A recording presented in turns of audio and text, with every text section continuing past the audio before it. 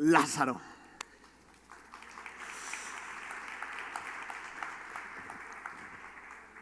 Había un hombre enfermo llamado Lázaro que era de Betania, el pueblo de María y Marta, sus hermanas.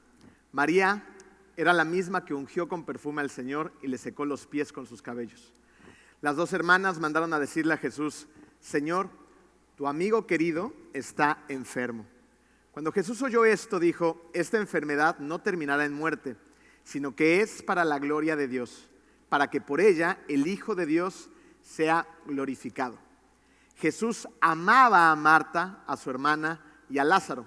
A pesar de eso, cuando oyó que Lázaro estaba enfermo, se quedó 2 días más donde se encontraba. Bajamos al versículo 11. Dicho esto, añadió: nuestro amigo Lázaro duerme, pero voy a despertarlo. Señor, respondieron sus discípulos, si duerme, ¿es que va a recuperarse? Jesús les hablaba de la muerte de Lázaro, pero sus discípulos pensaron que se refería al sueño natural.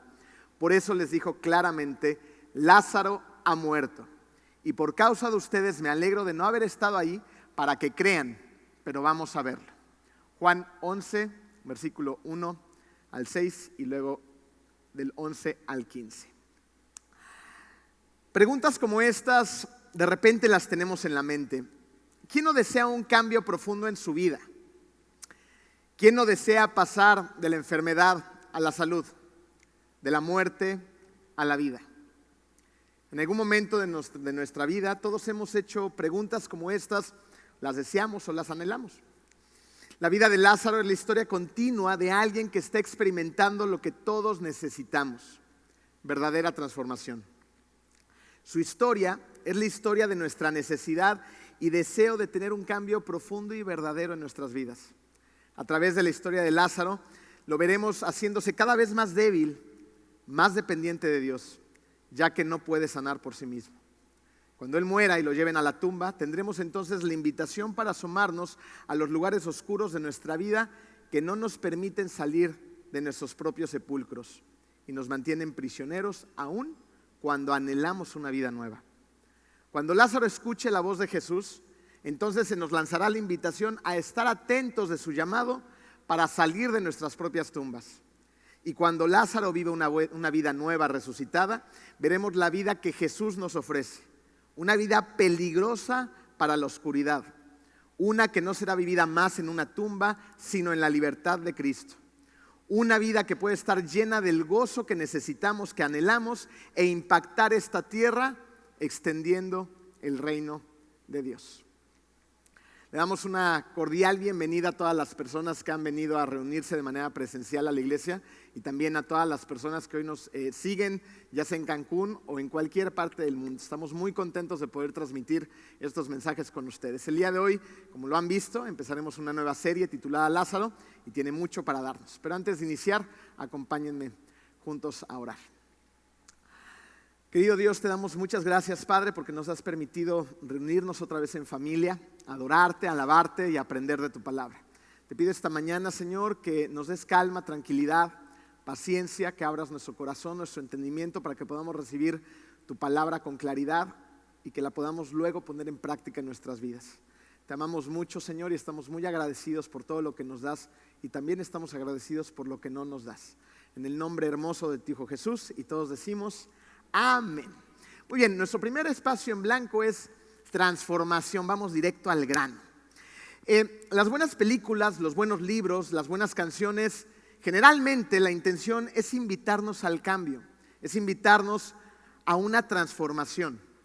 No es así como descubrimos en estos libros, en estas películas, en estas canciones a mujeres, a niños, a jóvenes que de alguna manera tienen vidas normales, en algunos casos vidas aburridas, en otros incluso vidas que se ven pintadas de fracaso, pero que en algún momento de la trama entran en alguna crisis, en algún interesante conflicto que los hace crecer, que los hace incluso descubrir áreas de ellos mismos que ni siquiera conocían antes.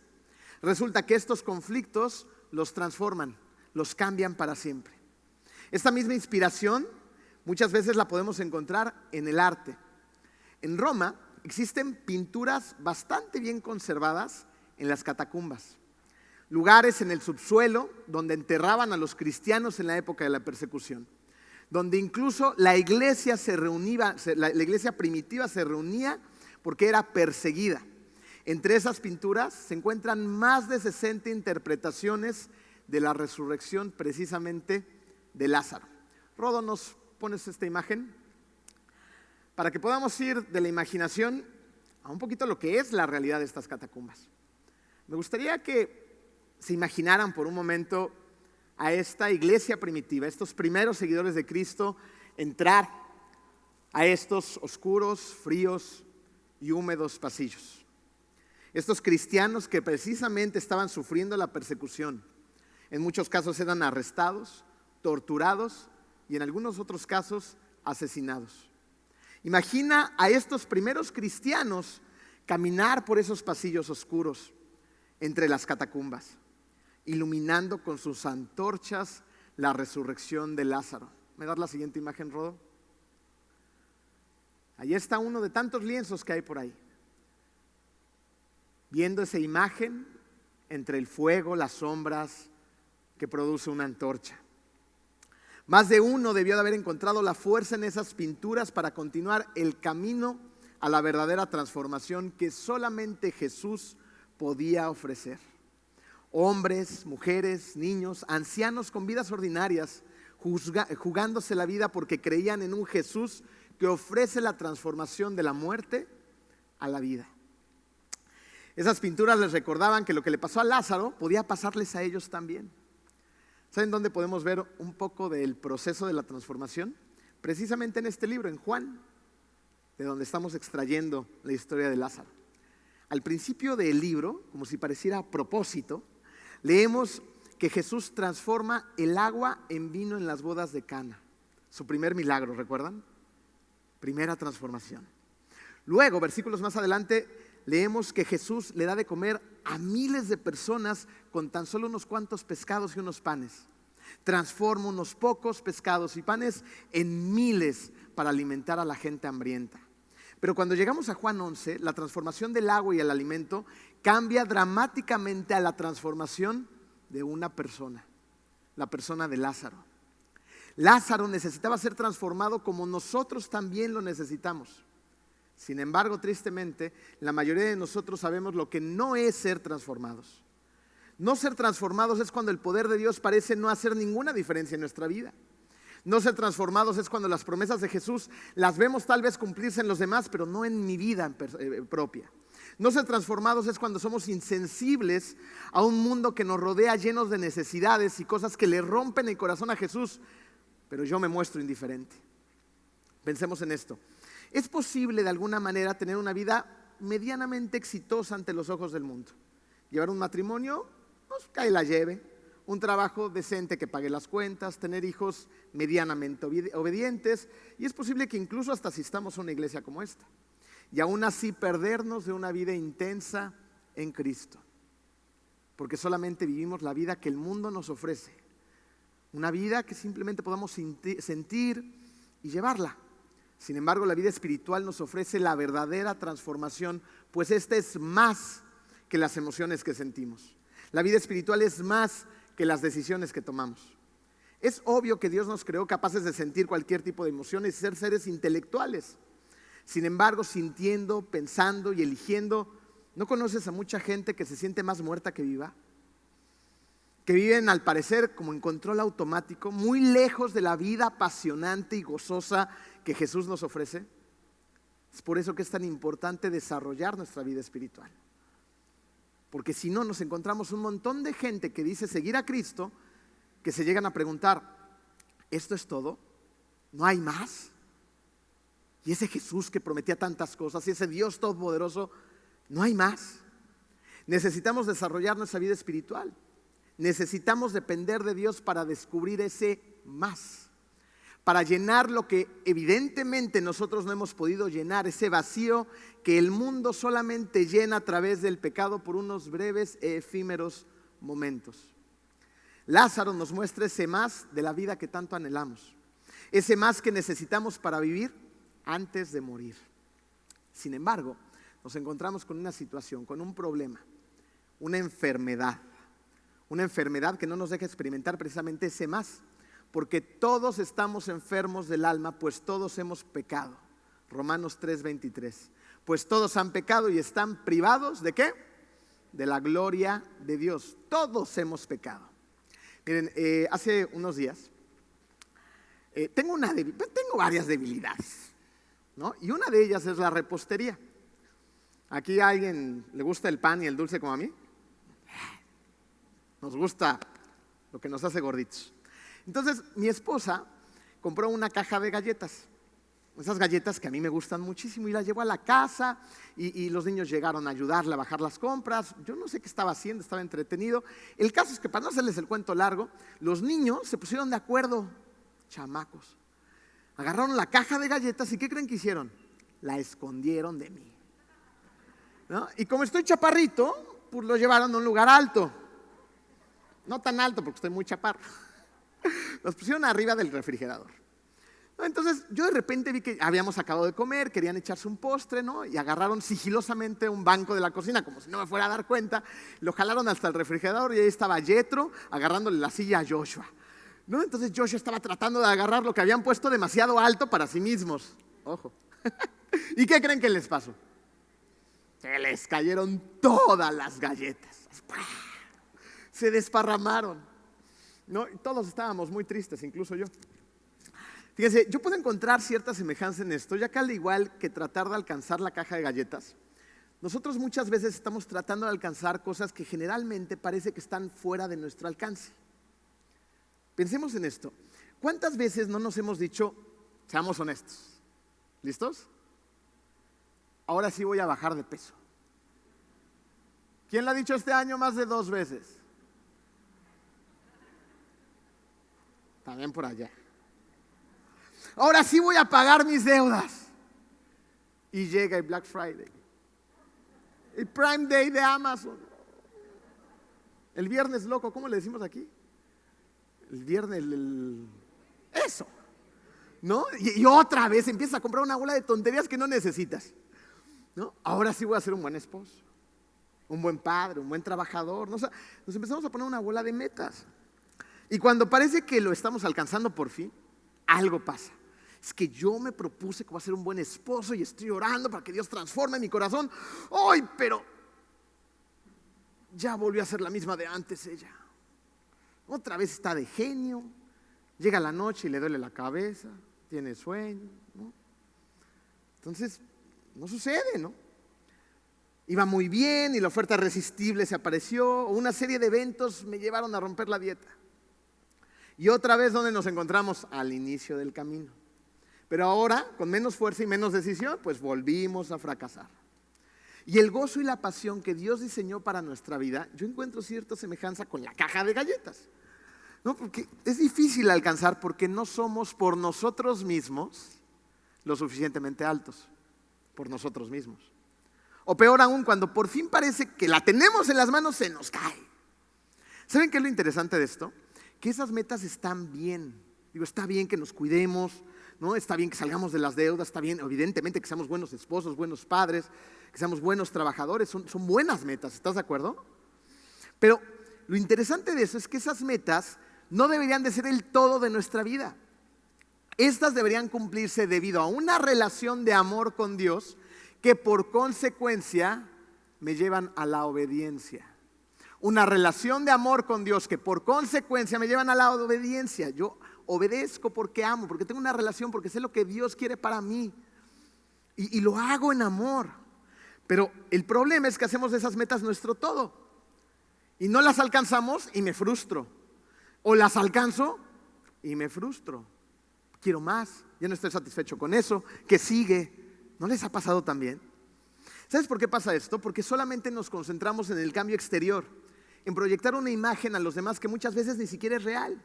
Fíjate, hacemos creer mentiras a los demás para luego volvernos a encontrar con nosotros mismos en una realidad donde no ha habido una transformación verdadera. Esta es una pseudo transformación. Una pseudo transformación no toca la enfermedad de nuestra alma, pues todos estamos enfermos, ¿se acuerdan?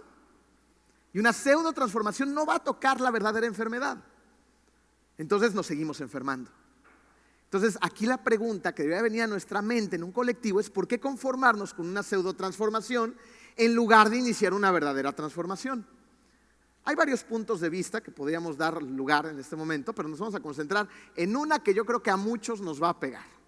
¿Están listos para seguir con la confesión? ¿Quién de aquí se declara poco paciente? ¿Se declara que es un desesperado? Más. No, somos desesperados. Yo confieso que soy, digamos, una persona en la que Dios está desarrollando mi paciencia. Y esto es algo con lo que he batallado desde que estaba chavito. Fíjense, era tanta mi desesperación, no me siento orgulloso de ello, cabe mencionarlo, que cuando yo me sentía un galán, qué vergüenza, y era un adolescente, pues a cada rato salía con niñas. Ya he cambiado, gracias al Señor. Y una de las cosas por las cuales yo decidía seguir adelante en esa relación y tratar de ir más allá de la amistad, o decidía mantener a esa potencial novia en la zona de amigos, era su ritmo al caminar. ¿Quién se fija en esas tonterías? ¿No? Yo. Entonces, cuando íbamos a comprar algo al súper o no sé, lo que sea, si la niña en el momento iba demasiado lento, iba observando las luces, las frutas y las verduras, decía, qué flojera, brother. ¿No? Entonces, no. Ya, amiga, listo. ¿No? Entonces, así era mi desesperación. ¿Y estaba mal que esa niña fuera lento? Claro que no. Ella veía cosas que yo no podía ver. A lo mejor disfrutaban cosas que a mí ni me interesaban, porque yo iba bien rápido en la vida, tenía prisa, no sé de qué. No vivimos muchas veces. ¿Sí tengo prisa de qué? No sé, pero tengo prisa. No, vivimos de prisa. ¿Quién de aquí es impaciente manejando? Vas en el coche. No, el otro día estábamos hablando mi esposo y yo de esto, de la poca paciencia, ¿no? Y Dios es bien buena onda porque te pone retos bien padres, estás pidiendo paciencia, yo por eso nunca le pido paciencia, no dije eso, ¿no? Y íbamos en el carro y hablando de la paciencia, una abuelita manejando en un lugar donde no puede rebasar, ¿no? Y no puede rebasar, entonces bájale, ten paciencia, ¿no? ¿Quién es impaciente en el banco? Estás formado en la fila, ya córrele, ¿no? Hay 3 cajeros y como 20 personas, por fin te llega el turno. Y la persona que está delante de ti, más de 5 movimientos. Y necesita la firma del director de la sucursal. Es horrible que te pase eso. Estás en el súper, en la caja. Y la chava que está cobrándote dice en capacitación. Y luego tiene que hacer el corte de la caja. No, inventes. No se te pasa de todo cuando estás pidiendo paciencia. Ahora, en cuanto a la respuesta de las oraciones que le pides a Dios, ¿eres igual? Chacacachán. Somos impacientes, ¿no? ¿Qué onda? Ya, ¿no? Juan 11:6. Cuando Jesús oyó que Lázaro estaba enfermo, se quedó 2 días más donde se encontraba. ¿Cuántos? 2 días más, 48 horas. O sea, piensen en el contexto en el que están viviendo estas hermanas con su hermano. No, o sea, las hermanas de Lázaro ven a su hermano poniéndose cada vez peor. No hay mejoría. Su hermano se está poniendo muy mal, muy grave. Es probable que la muerte se acerque. Y resulta que tienen un muy buen amigo, Jesús, que relativamente, o sea, físicamente está cerca de ellos. Así que le mandan un mensaje. Jesús era buen amigo de los tres. Esto quiere decir que Marta, María y Lázaro lo conocían bien, creían en él, sabían acerca de sus milagros. Así que curar a Lázaro, pues de alguna manera, tal vez por la relación que tenían, era algo hasta que en cierto punto de su imaginación daban por hecho. No, es mi amigo. Lázaro es su amado amigo, dicen algunas traducciones de la Biblia. Entonces, seguramente si le pedimos, le mandamos un mensaje, va a venir a hacer lo que queremos que haga. Fíjate, yo lo puedo imaginar más o menos así. Es como cuando pasa alguna situación, yo creo que todos hemos estado en esa situación, pasa algo, estás con tus amigos, tu familia, tus vecinos, yo qué sé, pasa algo y tú te acuerdas que tienes una buena relación. Siempre está el que tiene las buenas relaciones, ¿no? Y dices, yo puedo ayudar, ¿no? O él puede ayudar. Hay que mandarle un mensaje porque nos va a sacar de este lío. Entonces sacas tu teléfono, envías el mensaje por WhatsApp, llega el mensaje, porque WhatsApp tiene su palomita azul. ¿Han visto esa palomita azul? La conocen bien, ¿verdad? Llega el mensaje, palomita azul. ¿Qué quiere decir la palomita azul? Leído. Y te dejan en visto. ¿Los han dejado en visto? Es horrible que te dejen en visto. Mandas el mensaje, yo tengo la relación, va a solucionar mi problema, ahorita me contesta y somos desesperados, ¿no? Entonces quieres que te contesten y rapidito después de que leyeron el mensaje y no pasa nada. ¿No les pasa a ustedes que cuando es algo importante o tienen una emergencia, como que algo se apodera de su estómago? Se empieza como el nerviecito ahí adentro, la angustia, el estrés, no me contestan y empieza a mandar emojis, como si los emojis fueran mágicos, ¿no? Con signos de interrogación, con bracitos cruzando. Ese lo ubican, ¿no? El del emoji de, ¿qué onda? Contéstame, hazme caso. Y no pasa nada. A veces nos pasa lo mismo con Jesús. Nos encontramos en alguna situación y vamos a Él en oración. No tomamos esos versículos que nos dan esperanza de que Él hará lo que pedimos y a veces no lo hace. Eso fue exactamente lo que le pasó a Marta y María. Las hermanas de Lázaro enviaron el mensaje pidiendo su ayuda y Jesús no hizo lo que esperaban, Él se quedó donde estaba. ¿Y dónde estaba Jesús en ese momento, físicamente hablando? Existen algunas teorías de que se encontraba al otro lado del Jordán. Sin embargo, si somos honestos, esto no tiene mayor importancia en este contexto. ¿Sabes qué sí tiene importancia? Que Jesús vio el mensaje, lo recibió y decidió no ir.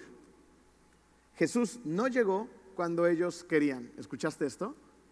Eso para nosotros.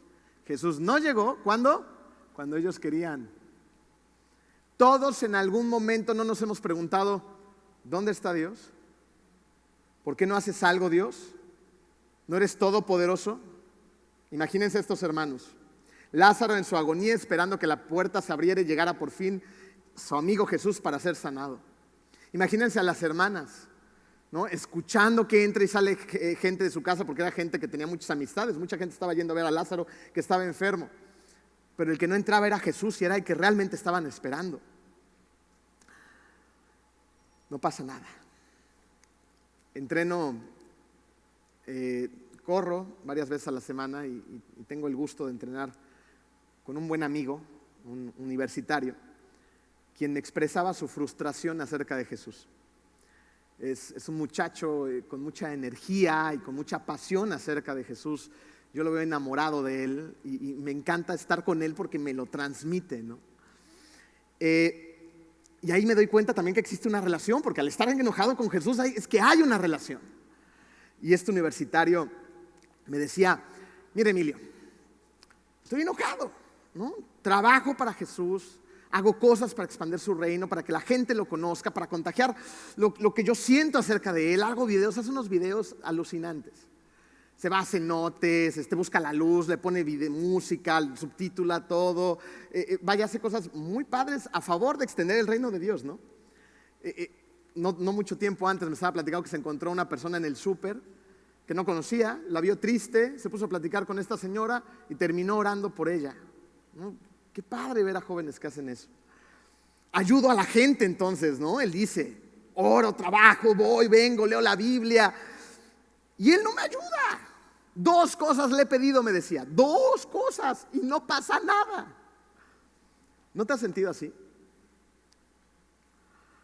Jesús, su amigo personal en quien ellos creían, a quien ellos seguían, y escucha esto, de quien ellos le hablaban a los demás para que lo siguieran, no apareció en el momento de su mayor necesidad. ¿Quién no ve Jesús que lo necesitamos? Lo necesitamos. Entonces esperamos que Jesús actúe cuando queremos y haga lo que queremos. Si no, nos enojamos, ¿no? Nos apartamos, porque creemos saber mejor que Dios, que el Dios del universo, lo que es mejor para nosotros, y lo queremos ya. Jesús no debió de haber dejado lo que estaba haciendo y salir corriendo a Betania para salvar a su amigo de la muerte. ¿No es acaso lo que haríamos tú y yo? Un amigo tiene un problema, ¿qué haces? Voy a ayudar, rapidito, en el momento.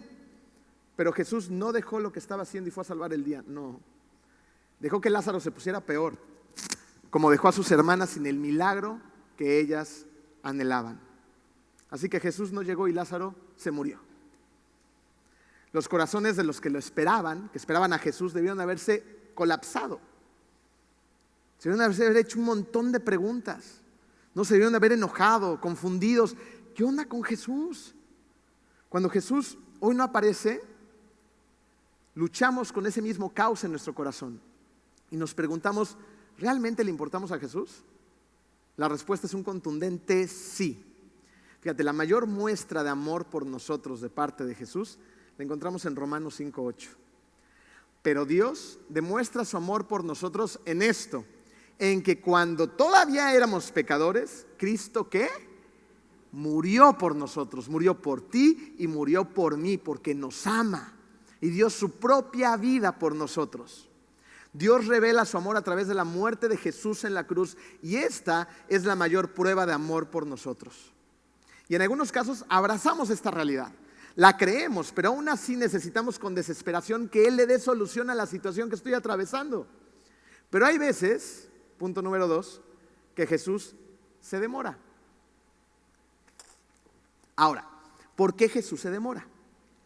Cuando Jesús no respondió al mensaje de ayuda de Marta y María, ellas probablemente se dieron cuenta de que no lo conocían tan bien como ellas creían. A medida que las horas pasaron y se convirtieron en días, Jesús no cumplió sus expectativas. En una ocasión estaba en una comida y platicábamos acerca de un servidor de la iglesia que tiene un corazón por el servicio sumamente especial. Su mamá fue una de las víctimas del COVID. Su mamá estaba lejos y él, la verdad es que se sentía impotente al no poder hacer más por ella, a pesar de los esfuerzos que estaba haciendo desde acá. A pesar de eso, él seguía trabajando para extender el reino de Dios, seguía haciendo lo que tiene que hacer. Él también tuvo la enfermedad junto con su familia, salieron adelante y su mamá partió a la presencia del Señor. Y ellos seguían trabajando y siguen entregados, siguen sirviendo, siguen haciendo y con un corazón apasionado. Y una de las personas que estaban en la mesa, que batalla con su fe, dijo, a ver, entonces no estoy entendiendo. Entre más cristiano, entre más ayudas, entre más sirves, entre más trabajas, ¿más sufres? ¿Qué no debería de ser al revés? El trabajo de Jesús no es cumplir con nuestras expectativas como la de la persona de esta mesa. Hay veces que pensamos que como hago, entonces Jesús tiene que hacer por mí lo que yo quiero. El trabajo de Jesús no es cumplir con nuestras expectativas, es hacer lo que debe hacer. Por lo tanto, es muy probable que no cumpla con tus expectativas. El Jesús que se demora no nos da una garantía de que las cosas saldrán como tú y yo queremos que salgan. ¿Sabes por qué? Porque Jesús obedece al Padre. No sabemos con exactitud lo que Jesús experimentó en el momento en el que recibió el mensaje acerca de la enfermedad de su amigo. Pero lo que sí sabemos es que era el Hijo de Dios Todopoderoso y todo lo podía. Y al mismo tiempo era un ser humano como tú y yo que tenía sentimientos y emociones y amaba a su amigo. Tal vez Jesús quería salir a toda velocidad a ayudar a su amigo a Betania. Y tal vez ese fue uno de los momentos en los que tuvo que someter su propia voluntad a la del Padre, como lo hizo en Mateo 26:39. ¿Me acompañan? Yendo un poco más allá, se postró sobre su rostro y oró: Padre mío, si es posible, no me hagas beber este trago amargo, pero no sea lo que yo quiero. Qué palabras tan fuertes y profundas. Pues no sea lo que yo quiero, sino lo que quieres tú. Estás hablando de un versículo en un contexto donde Jesús se encuentra muy cerca de la cruz y donde va a cargar con todo el pecado de la humanidad. Él sabe lo que eso significa. Sabe que Dios, su Padre, tendrá que apartar su mirada de él por un instante, pues va a cargar con ese pecado, tuyo y mío. ¿Estás consciente de eso? Y Jesús le dice: Padre mío, si es posible, no me hagas beber este trago amargo, pero no sea lo que yo quiero, sino lo que quieres tú. Tal vez Jesús estaba listo para ir a ayudar a Lázaro, pero el Padre dijo: no, hijo mío, no hagas lo que tú quieres, porque hay un plan más grande para esto. Todavía no, debemos esperar.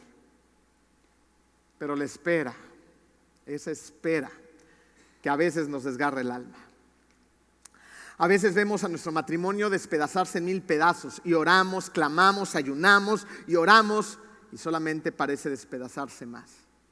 A veces tenemos problemas financieros que son incontenibles. Las deudas tocan a la puerta, el teléfono no deja de sonar, te exigen los pagos y tú no cuentas con los recursos suficientes para lograr pagar y necesitas más tiempo y el tiempo se ha acabado. Cuando ves a tus hijos que toman una decisión mala tras otra y por más que horas y horas, parece que van de mal en peor. Es entonces donde nos preguntamos: ¿dónde está Él para ayudarnos? ¿Qué no es Emmanuel? ¿Qué no es Dios con nosotros? Una analogía que me permitió entender mejor esto es la siguiente. La vida es como un gran bosque donde vas a encontrar de todo. Sin embargo, muchas veces nosotros estamos parados frente a un árbol grande, ancho, tu vida, en ese momento en particular. Y lo único que alcanzas a ver, porque somos humanos y nuestra visión es corta, es la corteza de ese árbol. No logras ver más allá. Estás enfocado ahí. Son tus problemas, es la situación, es el momento en el que estás viviendo. Solamente ves esa corteza, no ves más allá. Y te estás asfixiando, porque es grande para ti, es demasiado para ti. Pero Dios, a diferencia nuestra, está por encima de ese bosque. Y Él ha creado un bosque, sí, con árboles que te van a estorbar en el camino. Pero también ha creado un bosque llenos de lagos, llenos de vida. Un bosque donde hay manantiales, de donde emana la vida. Un bosque donde habrá precipicios, pero donde también hay praderas. Un bosque que está preparado para que haya momentos de descanso y que haya momentos que te hagan forzar el crecimiento de tu carácter y de tu espíritu. Dios creó y diseñó ese bosque. Y Dios tiene la capacidad de verlo por completo cuando nosotros solamente nos enfocamos en ese árbol, en esa etapa, en ese momento, en ese conflicto. La historia de Lázaro nos da la oportunidad de ver el bosque completo, pues la conocemos de principio a fin. Así nos deja conocer al Jesús que se demoró a propósito para un propósito mayor. Se demoró a propósito para un propósito mayor. Esa demora, punto número 3, es como vivir en el invierno de la fe. El invierno de la fe. Jesús sí apareció, pero mientras llegó, esos 3 hermanos tuvieron un encontronazo con la enfermedad, con la incertidumbre, con la duda, con el silencio de parte de Dios e incluso con la muerte. Como ellos 3, también nosotros vivimos una especie de invierno en medio de la enfermedad, de la crisis, de la muerte, de las situaciones que no son tan familiares a nosotros. Por eso es tan apasionante la Biblia, porque las cosas que les pasaron a esas personas las vivimos hoy nosotros también. ¿Y qué hacemos? Nos tratamos de agarrar de Jesús, de una esperanza para que cuando Jesús aparezca sepamos que todo está bien. Pero este es un tiempo de espera. Ahora la pregunta es: ¿cómo sobrevivimos durante la espera? Con fe. ¿Cómo se sobrevive durante la espera? Con fe. Hebreos 11:1. La fe es la garantía de lo que se espera y la certeza de lo que no se ve. Y vivir de esta manera es una aventura, Porque necesitas tener mucha confianza de que a pesar de que no veamos que pasa lo que esperamos, Dios está en control y sucederá lo que es mejor para nosotros. No entendemos muchas veces las cosas, ¿estás de acuerdo? Dices, ¿por qué está pasando esto? Porque nuestra visión es limitada, pero Dios ve todo. Y si vivimos con esa fe, con esa confianza de que Dios está en control, vamos a poder descansar, vamos a poder soltar, sin importar el conflicto, lo difícil, el matrimonio, las finanzas o lo que sea que estés pasando. Va a pasar. A veces no vemos que la enfermedad ceda ni un poco, pero Dios está trabajando. A veces no escuchamos que haya esa armonía que tanto anhelamos en casa, pero Dios está trabajando. Dios siempre está trabajando. Estos inviernos que vivimos durante la espera son experiencias necesarias en la vida espiritual. ¿Nos gustan? No. No es como que llegue el invierno y digas ¡woohoo! No, son difíciles. ¿Quisiéramos vivir una vida perfecta? Pues sí. ¿Existe en la tierra? Pues no. Dios utiliza todas esas experiencias que no nos gustan para hacernos crecer, para sembrar cosas en nuestro corazón que van a dar fruto, cosas que no van a suceder si no se atraviesa ese invierno. La invitación es confiar en un Dios que muchas veces nos hace esperar. ¿Cuál es uno de los riesgos en estos inviernos? La duda. Cuando estamos ante una larga espera, la duda tiende a aparecer. Y en lugar de ser transformados por el poder de Dios trabajando durante ese tiempo, decir, venga Dios, ¿qué tienes para mí? Voy a concentrarme, voy a hacer lo que me toca y voy a ser responsable y voy a dejar lo demás en tus manos, tu soberanía. En lugar de eso nos desesperamos, dejamos de confiar. Entonces le damos la espalda a Dios para darle la bienvenida a los ídolos modernos de la autosuficiencia. Así que como creemos que Dios no toma cartas en el asunto, ¿qué hago? Pues las tomo yo. Como veo que no hay una salida legal a esto, pues hago trampa. Como veo que mi esposa, por más que oro, sigue igual, me justifico entonces para engañarla. En otras palabras, como Dios no transformó mi situación, la transformo yo. Sin embargo, la historia de Lázaro nos enseña que a pesar de que parezca que Dios está lejos, a pesar de que yo sienta que no le intereso, a pesar de que haya momentos en los cuales me sienta abandonado, Dios está trabajando aún sin ser visto como tú lo quieres ver. Nosotros anhelamos ver que Él opere de cierta manera. No lo vemos trabajar así, pero Él está trabajando. Y en el silencio, Él es Emmanuel. Él es el Dios con nosotros. Una ilustración maravillosa para entender mejor esto del invierno de la fe es una que escribió un psiquiatra llamado Gerald May. Este psiquiatra conoció estos dolorosos y complicados tiempos de espera en su agonía. Él tristemente falleció de cáncer y durante esa agonía hizo la siguiente reflexión acerca del poder del invierno. Escuchen. Dice, los venados y los conejos se aquietan. Los peces, las ranas y las tortugas casi se congelan. Las serpientes se esconden. Los árboles están negros y desnudos. Ahí viene lo bueno. Semillas, capullos, larvas y chicharras están bajo tierra, muy adentro, donde uno no puede ver que hay vida. La vida es abundante en la época de estarse quieto. La vida es abundante en la época de estarse quieto. La savia fluye, las células se curan, el cambio ocurre dentro de todos nosotros. En las profundidades de nuestros inviernos suceden cosas de las cuales no tenemos ni siquiera idea hasta que por fin llega la primavera. Y tal vez ni siquiera entonces. Tras la furia de los inviernos hay veces que no sabes si va a llegar la primavera, pues lo único que conoces es ese intenso invierno.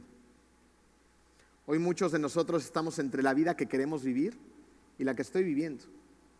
Estamos viviendo ese infierno, tenemos anhelo de ser otros, pero hay un cambio que está ocurriendo. Tal vez estés entre la fe que quieres tener y la que tenemos. Pero Dios está desarrollando tu fe en este momento. Entre ser la persona que Dios quiere que seas y la que soy. Pero Dios te está transformando para convertirte en ese hombre y en esa mujer que cada vez se asemejen más al carácter de Jesús. Resulta que somos bastante parecidos a esos tres hermanos. Creemos en esta nueva vida que se nos promete al seguir a Jesús, pero mientras tanto luchamos para creer que verdaderamente está pasando algo. Resulta que en estos inviernos es donde más pasa, donde las cosas profundas suceden, donde las semillas inician su transformación.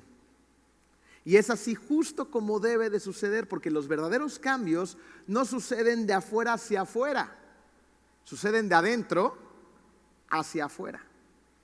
Lucas 6:45 dice: el que es bueno, de la bondad que atesora en el corazón, produce el bien, pero el que es malo, de su maldad produce el mal. Porque de lo que abunda el corazón, ¿cómo termina?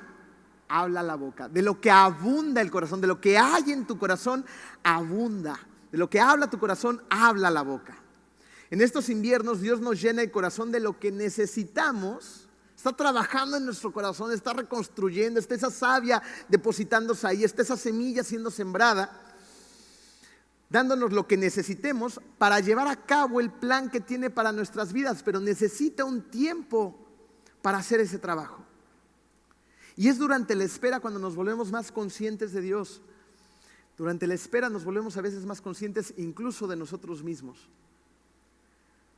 La espera sirve para hacernos preguntas, para meditar, para evaluar, para contemplar, para hacer nuevos planes, para ser introspectivo, para ir a la palabra, para confrontarte contra ella, para orar, para tener una relación más intensa con Cristo. Necesitamos reducir la velocidad y esa espera nos obliga a hacerlo. La espera de la sala del hospital. Un lugar donde ya no tienes más que hacer, más que ponerte en sus manos y esperar su voluntad. La espera nos ayuda a definir lo que queremos de lo que necesitamos. Marta, María y Lázaro querían salud, querían superar la enfermedad, querían vivir el milagro de la primavera lo antes posible, pero en lugar de eso, lo que les llegó fue el invierno. Y fue solamente a través de la muerte que iban a experimentar lo que necesitaban, no lo que querían. Dos preguntas para que te las lleves en el corazón. ¿Lo que tú quieres hoy es realmente lo que necesitas? ¿Lo que tú quieres es realmente lo que necesitas? Segunda pregunta. ¿No será que Dios está demorando y estás viviendo un invierno a propósito para que esos cambios internos ocurran y realmente puedas experimentar una gloria mayor en Cristo? ¿No será que Dios está demorando y estás viviendo un invierno que haga los cambios desde adentro para que realmente puedas experimentar una gloria mayor en Cristo? La vida transformada de Lázaro nos hablará de esto y más el próximo domingo. ¿Oramos? Bendito Padre, te damos muchas gracias, Señor, por los inviernos que a veces nos resistimos a ellos y te pedimos perdón porque solamente queremos vivir en la primavera. Hoy, Padre, a mí me ha quedado más claro que necesitamos de esos inviernos para que tú trabajes en nuestros corazones. Hoy, Padre, nos queda más claro que a veces te demoras a propósito para un propósito mayor. Te pedimos que nos des la paciencia, que nos quites esa desesperación que nos estorba tanto y que te pongamos a ti en primer lugar. Déjanos verdaderamente tener una relación contigo, Señor, para que por consecuencia de amor te obedezcamos y cumplamos tus metas, no las nuestras. Que crezcamos durante esos inviernos, Padre, y así hagamos el trabajo que tenemos que hacer en esta tierra. Eres tú, el trabajo es Cristo, no hay más. Pero no hay mucho trabajo que hacer en nuestros corazones. Ayúdanos, Padre, porque solos no podemos. Te amamos mucho. Te damos nuevamente gracias por lo que nos das y también por lo que nos quitas. Confiamos completamente en ti. En el hermoso nombre de ti, Hijo Jesús. Amén.